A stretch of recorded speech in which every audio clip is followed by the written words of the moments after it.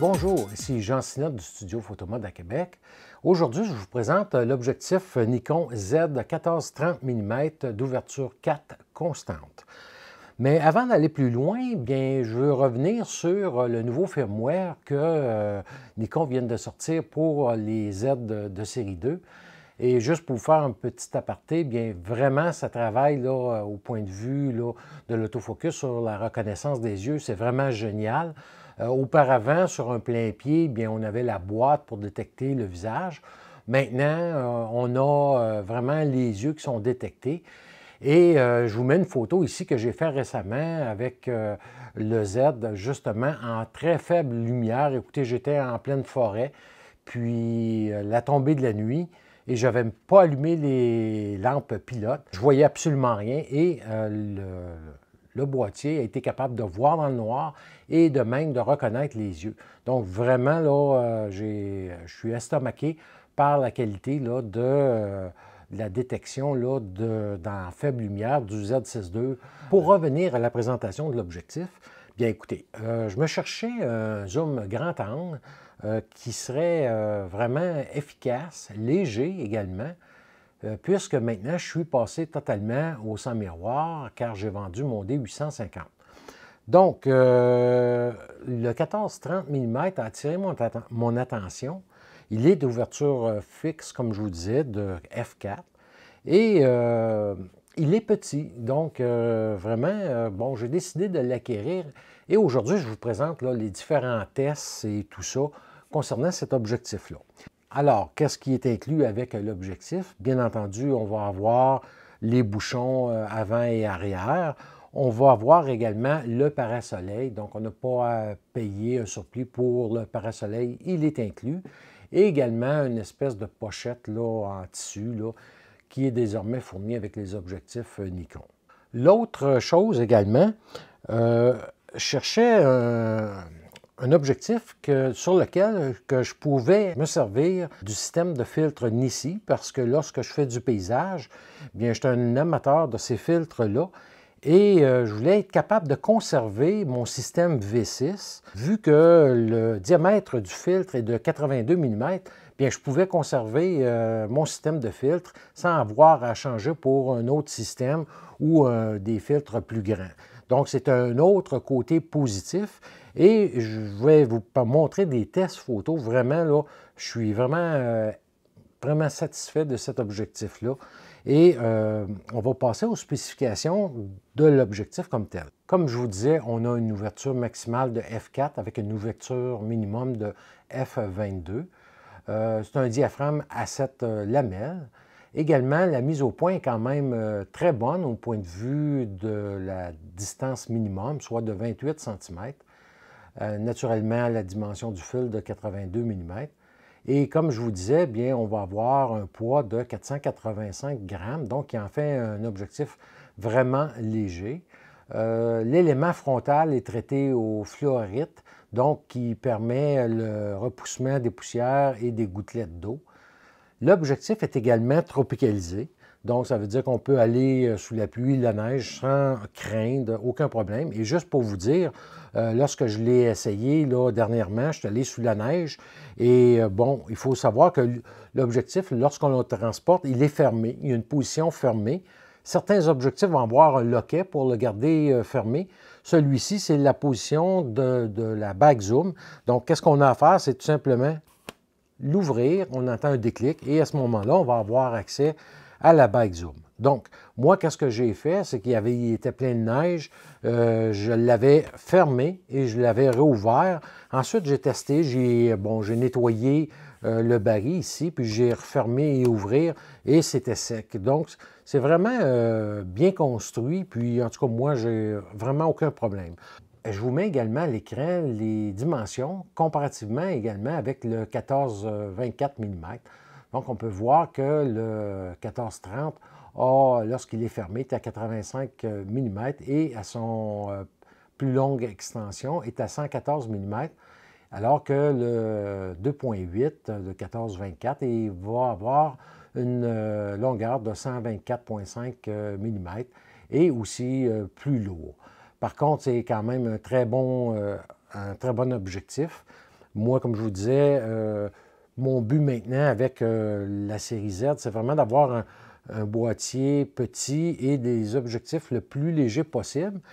De là où j'espère qu'on verra, je ne sais pas si ça sera cette année, mais l'année prochaine, Nikon nous sortir un 70-200 mm f4. Et on peut voir que chez Canon, par exemple, eux viennent de sortir leur modèle et qui est excellent. Donc, j'espère que Nikon feront pareil pour nous offrir des objectifs là, plus légers et plus petits que seulement des objectifs à ouverture 2.8. Et également, bien, on devrait voir le 24-105 mm. Et selon les dernières rumeurs, il serait d'ouverture variable, soit de 2.8 à 24 mm et de f4 à 105 mm. Donc, si les rumeurs se confirment, bien, ça va en faire un objectif vraiment intéressant et très polyvalent. Et c'est un objectif qui m'attire beaucoup et que j'attends là, impatiemment. Concernant le prix, bien écoutez, c'est environ 1700 $ canadiens. Et contrairement au 14-24, qui lui est à 3200 $ canadiens.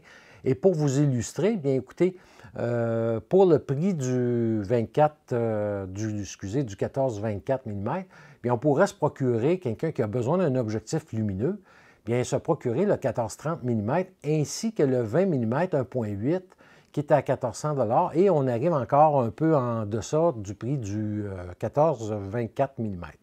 Donc, c'est pour vous illustrer des fois, bon, au lieu d'avoir un objectif, bien, c'est vraiment agréable lorsque, bon, par exemple, on va en voyage, d'avoir des objectifs qui sont peu encombrants et peu lourds, et ce que représente le 14-30 mm. Et si on a besoin d'un objectif vraiment à grande ouverture, bien le 20 mm est à 1.8 et peut représenter aussi certains avantages là, à utiliser comme second objectif. Bref, c'était pour vous démontrer les possibilités qu'on peut avoir. Et maintenant, qu'est-ce qu'on va faire? On va aller voir ensemble. J'ai fait une panoplie de tests avec des petits extraits vidéo. Et vous allez pouvoir voir même les photos que j'ai testées. Et contrairement à ce qu'on pense, souvent on croit que ce genre d'objectif-là est conçu uniquement pour faire du paysage ou de l'architecture. Mais moi, je m'en sers aussi beaucoup pour le portrait. Et bon, j'ai fait mes premiers tests en portrait avec cet objectif-là. Et par la suite, bien entendu, avec de l'architecture et des paysages. Et on va regarder ça ensemble et je vous reviens pour le mot de la fin. Bon, on va passer au test pratique du 14-30 mm. Tout d'abord, bien, on a fait un shooting, Marie et moi, la dernière fois, que je n'ai pas filmé avec des bougies. Je vous montre deux photos réalisées avec l'objectif. Pour ces photos-là, j'ai utilisé le AD100 Pro, là, monté dans une petite boîte à lumière. Et j'ai utilisé le 14-30 mm à 30 mm. Et à 1000 ISO, bien, j'ai pu conserver un peu l'atmosphère des bougies là, derrière Marie-Claude. Et la netteté est vraiment au rendez-vous dès la pleine ouverture. Et aujourd'hui, qu'est-ce qu'on va faire? On va faire qu'est-ce qu'on voit souvent, le bain de lait. Donc, on va venir faire ça. Je vais vous montrer quelques petits extraits. Et après ça, on va regarder les photos. Par la suite, bien, on va aller à l'extérieur pour voir le comportement de l'objectif au niveau du paysage et aussi avec les filtres ici.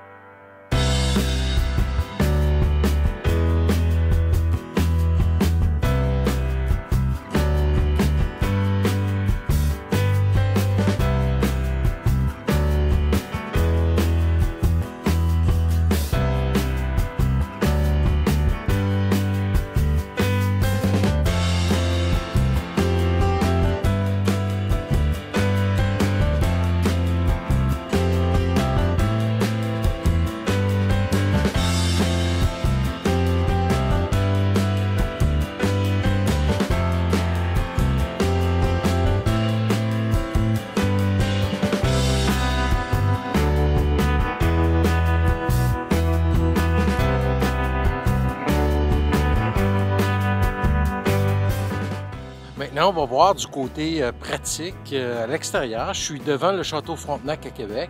On va découvrir ça ensemble. Et maintenant, je vais travailler avec le 14-30 mm à 14 mm. Il fait environ moins 10 degrés, un gros soleil avant une tempête qui s'en vient. Donc, on regarde ça ensemble.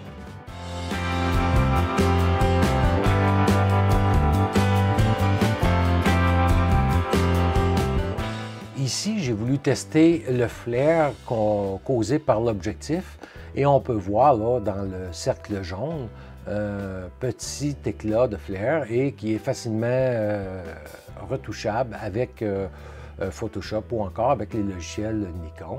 Donc on peut voir avant et après.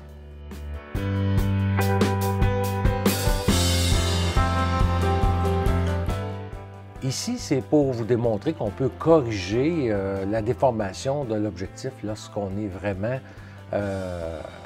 au grand angle. Et à ce moment-là, bien entendu, on va perdre de chaque côté lorsqu'on fait la correction de l'objectif sous Photoshop ou encore dans les logiciels Nikon.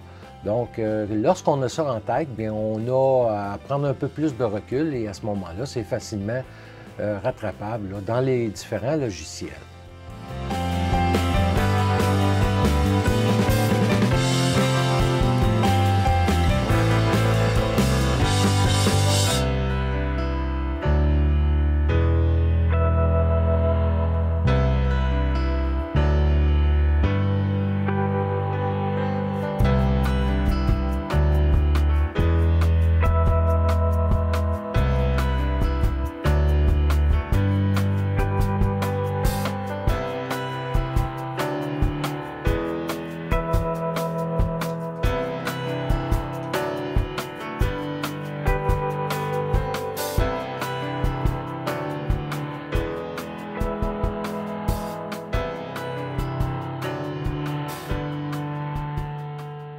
Sur cette photo, j'étais à bout de bras et j'étais de l'autre côté de la clôture et j'ai pas vraiment vérifié l'exposition et c'est pour vraiment démontrer la capacité de récupérer lorsqu'on photographie avec les nefs.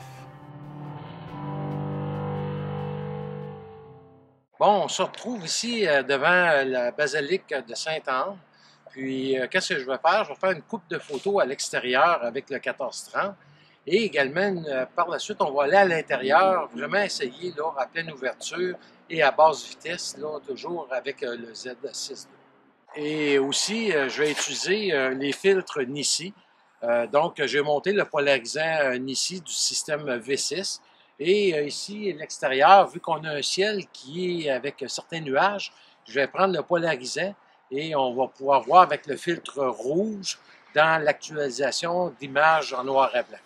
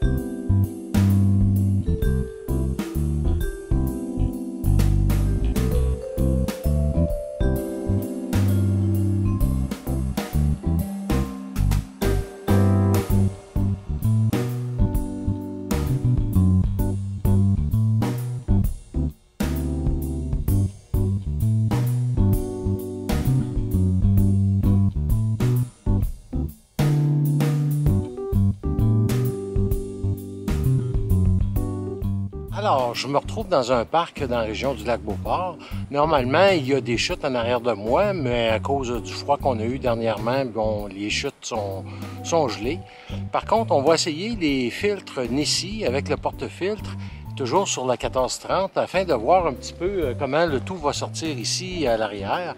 Et je vais vous montrer également comment que ça fonctionne avec le porte-filtre.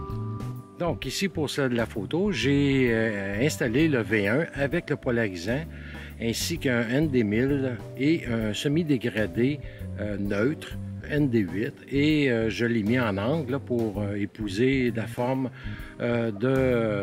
du paysage. Et comme vous allez voir sur la photo, bien même si je travaille à petites ouvertures, bien le système de Nissi ne vient pas en aucun temps causer du vignettage là, dans les coins de la photo. Également, lorsque je viens zoomer la bague, bien on peut voir qu'il n'y a aucune rotation du porte-filtre qui se fait. Donc vraiment un plus encore là avec le 14-30 mm.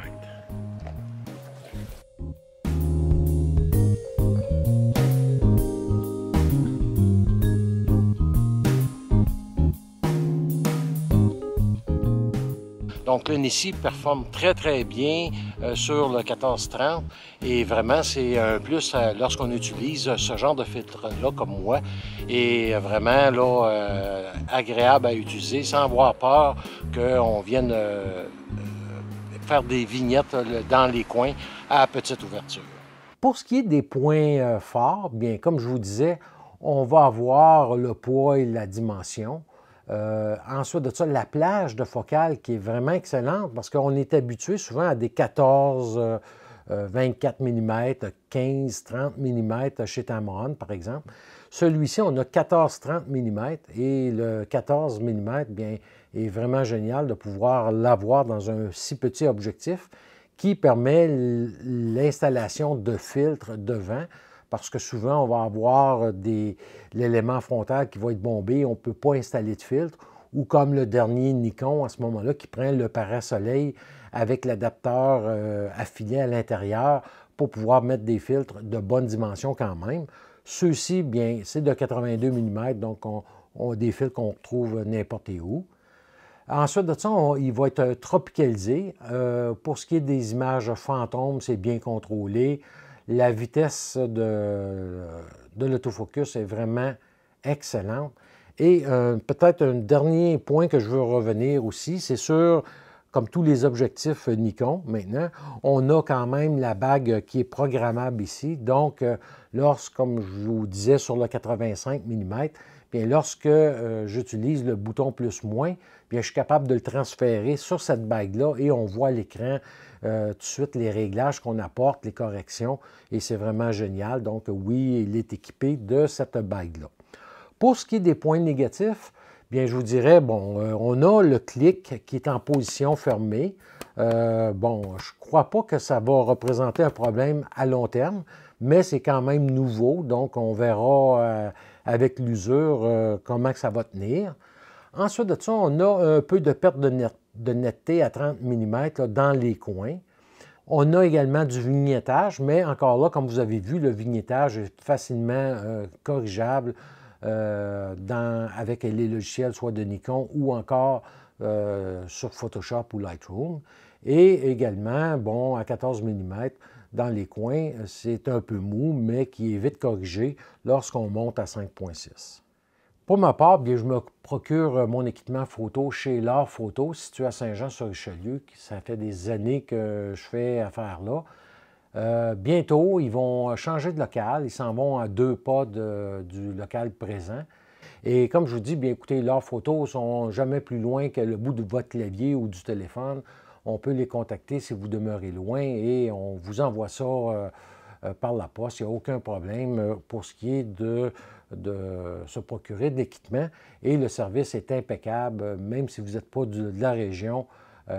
Soyez-en sûrs que Julie ou Yves encore vont vraiment vous donner le meilleur des services possibles. En conclusion, à qui s'adresse cet objectif-là? Bien écoutez, tous les photographes qui aiment faire du paysage et aussi tous les photographes qui aiment aller en randonnée, qui font beaucoup d'excursions. Bien, le poids est vraiment son gros atout avec sa grosseur. Regardez, je vous mets ici juste pour vous montrer le 85 mm et le 14-30 mm. Et on voit là, que c'est vraiment petit. Et même si je le mets à pleine extension, vous allez voir, c'est à peu près la même dimension. Donc, c'est vraiment un objectif là, fabuleux pour être transporté. Également, ceux qui veulent faire du portrait créatif comme moi, bien, le 14 mm, c'est vraiment génial. Ça nous permet de travailler des perspectives qui sont vraiment, qui sortent de l'ordinaire. Bref, c'est un objectif polyvalent, que, en tout cas pour ma part, que j'adore et qui fait partie de mon parc d'objectifs photo. La prochaine capsule qui s'en vient, ça sera sur le fameux logiciel Nikon Studio NX, car Nikon a remplacé leur logiciel. Donc, je vais faire une présentation sur ces logiciels-là. Et également sur le système de micro Rode. Présentement, j'utilise le Rode Wireless Go. Et bon, parce que je fais beaucoup de capsules avec Marie-Claude et on a seulement un micro, puis le Wireless Go 2 va maintenant avoir deux micros et je vous en ferai la présentation là, prochainement également. Donc, alors voilà pour le 14-30 mm. Si vous avez des questions, comme d'habitude, vous pouvez les laisser ici ou encore en venant me visiter sur ma page Facebook. Merci beaucoup et à la prochaine.